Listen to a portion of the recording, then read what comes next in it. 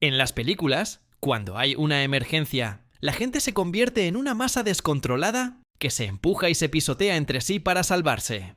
Es la escena que hemos visto 100 veces. Incendios, derrumbes, estampidas. Pero los investigadores, que llevan décadas estudiando emergencias reales, han descubierto algo que contradice casi todo lo que crees sobre el pánico en masa. Y hoy vas a entender por qué. Esta idea del pánico irracional no salió de la nada. A principios del siglo XX, un pensador francés llamado Gustave Le Bon publicó una teoría muy influyente que afirmaba que, en una multitud, las personas pierden su identidad individual y se convierten en una especie de mente colectiva primitiva, impulsiva y fácil de arrastrar hacia el caos. Esta idea se coló en la planificación de emergencias durante décadas, y el cine y la televisión la convirtieron en un cliché visual. La avalancha humana ciega, empujando sin pensar.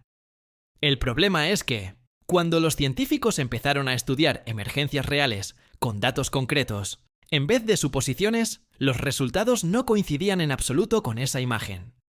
El investigador que más ha cambiado esta forma de pensar es John Drury, psicólogo social, que ha dedicado gran parte de su carrera a analizar testimonios, grabaciones y datos de emergencias reales, atentados, incendios, derrumbes de estadios, evacuaciones de edificios.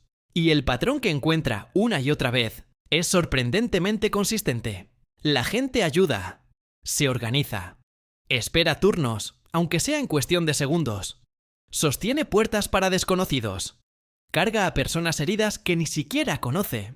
El comportamiento egoísta y descontrolado que esperamos ver, en la inmensa mayoría de los casos, simplemente no aparece. Drury ha repetido este mismo patrón, analizando otros desastres en distintos países y culturas: inundaciones, incendios de discotecas, colapsos de infraestructuras, y el resultado se mantiene sorprendentemente estable. La cooperación espontánea es la norma, no la excepción, sin importar el contexto cultural ni el tipo de emergencia. Drury lo explica con algo que llama el modelo de identidad social compartida. Cuando un grupo de desconocidos vive de golpe la misma amenaza al mismo tiempo, algo cambia en cómo se perciben entre ellos. Dejan de ser un puñado de extraños sin relación y pasan a sentirse, aunque sea de forma temporal, parte de un mismo grupo. Los que estamos aquí, viviendo esto juntos. Y ese sentimiento de pertenencia compartida activa exactamente lo contrario del pánico egoísta. Activa cooperación, ayuda mutua y una disposición a asumir riesgos por otros a los que ni siquiera conocías hace 5 minutos. Uno de los ejemplos más estudiados son los atentados de Londres de 2005, donde varias bombas explotaron en el transporte público en plena hora punta.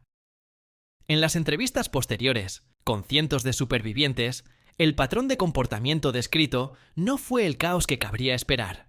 Fue gente ayudando a desconocidos heridos, formando cadenas humanas para evacuar en orden por túneles llenos de humo, calmando a otros que estaban entrando en shock. Casi nadie describió haber visto a alguien empujar a otro para salvarse él primero. Entonces, si la gente coopera tanto en emergencias reales, ¿por qué seguimos tan convencidos de que el pánico en masa es lo normal? Aquí está la parte que de verdad merece la pena entender. Los medios de comunicación, por su propia naturaleza, dan mucha más cobertura a los pocos casos donde sí ocurre una tragedia por aglomeración, que a los miles de evacuaciones ordenadas y cooperativas que nunca hacen noticia porque, simplemente, no pasa nada dramático que contar. Y el cine, por supuesto, necesita conflicto visual para generar tensión. Una multitud ordenada saliendo en fila no vende entradas de cine. Una avalancha humana descontrolada sí. Y esto nos lleva a la parte más importante y menos entendida de todo esto. Cuando sí ocurre una aglomeración fatal, casi nunca es psicológica, es física. A esto los expertos lo llaman crowd crash o aplastamiento por multitud, y es un fenómeno completamente distinto al pánico irracional. No ocurre porque la gente decida pisotearse entre sí. Ocurre porque, cuando una multitud supera cierta densidad, el propio cuerpo humano empieza a comportarse casi como un fluido bajo presión.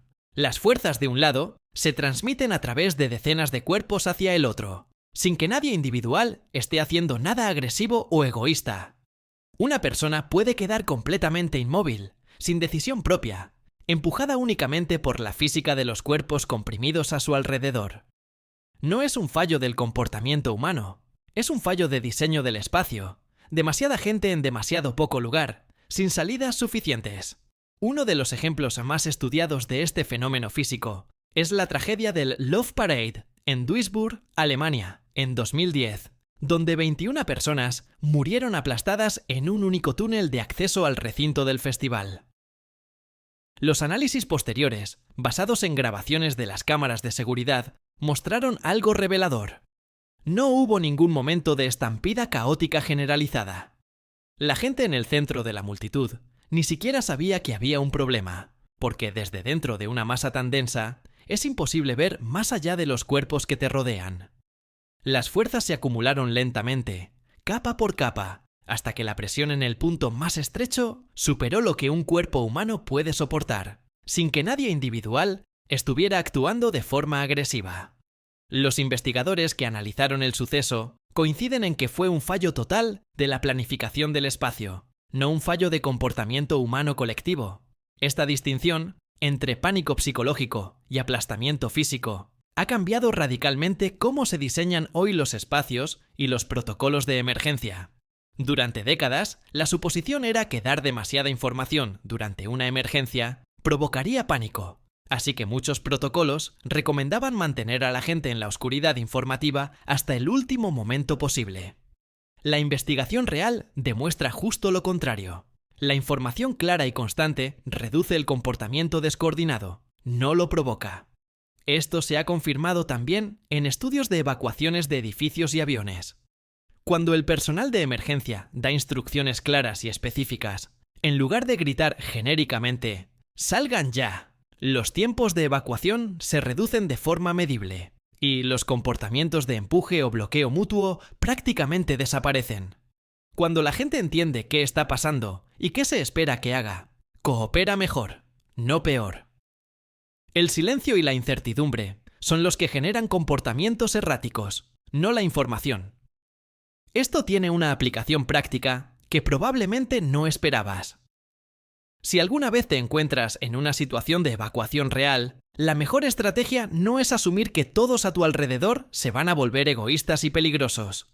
La evidencia dice que la inmensa mayoría de la gente que te rodea va a intentar cooperar, igual que tú. El verdadero peligro casi nunca son las otras personas comportándose mal. Es la densidad física del espacio, las salidas insuficientes y la falta de información clara sobre qué hacer y hacia dónde ir. Y esto no es solo teoría para expertos en emergencias. La próxima vez que entres a un concierto, un estadio o un centro comercial lleno, fíjate un segundo en dónde están las salidas reales, no solo la puerta por la que entraste. Ese simple gesto, casi automático una vez que lo conoces, es la diferencia entre depender de la suerte y depender de la información. Así que la próxima vez que veas una escena de pánico masivo en una película, o escuches a alguien hablar del instinto egoísta de la multitud como si fuera un hecho científico, ya sabes que la realidad, estudiada con datos durante décadas, cuenta una historia bastante distinta. Bajo amenaza compartida, los humanos no se convierten en una masa irracional que se destruye a sí misma. Se convierten, casi siempre, en un grupo que se ayuda. ¿Alguna vez has vivido una situación de evacuación o emergencia con más gente? ¿Cooperasteis? ¿O fue como en las películas? Cuéntamelo en los comentarios. Y si quieres entender tu propia mente un poco mejor cada semana, dale like y suscríbete a Instinto.